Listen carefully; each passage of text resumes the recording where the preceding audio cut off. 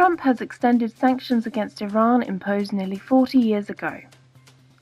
Donald Trump has decided to extend the November 14th state of emergency in relations with Iran and the sanctions regime for the country for a year.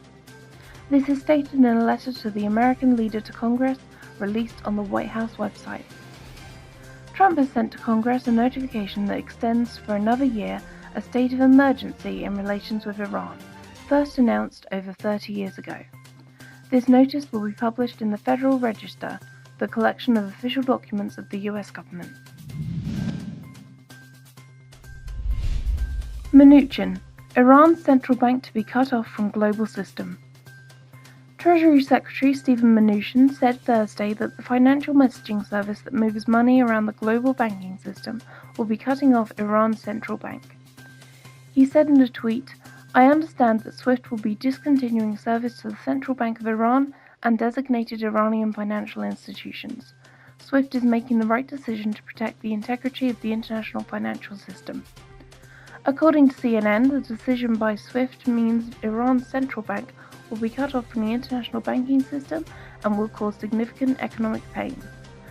The move comes as US tries to squeeze Iran with a slew of sanctions and economic measures that administration officials say are meant to make the regime change its behavior.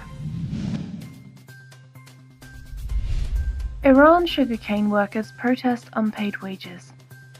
Workers of the Hafteper sugarcane company in southern Iran have been on strike for 4 consecutive days in protest at not receiving their wages and privatization of the company. The workers started their strike on November 5th. They have warned the government that if their requests are not met, they will take their strike outside of the company. Founded half a century ago in the southern city of Shush in Kurdistan province, the Hafteper sugarcane company is the oldest sugar factory in Iran. Some 5,600 workers are currently working at the company. Strikes and protests in various cities across Iran.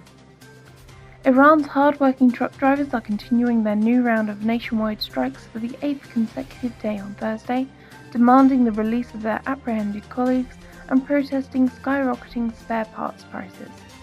This protest movement has now reached 65 cities in 24 of Iran's 31 provinces.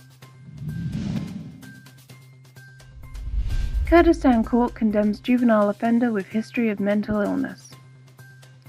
Shayan Sayedpour, a juvenile offender, was sentenced to death on October 23rd by the first branch of the Provincial Criminal Court of Kurdistan, headed by Judge Vafian.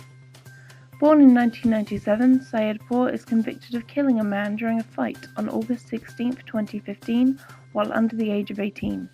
He has been in jail ever since. Evidence suggests that Sayedpour was under the supervision of a psychiatrist before committing the crime. He turned himself over to police 2 days after the incident, accompanied by his father.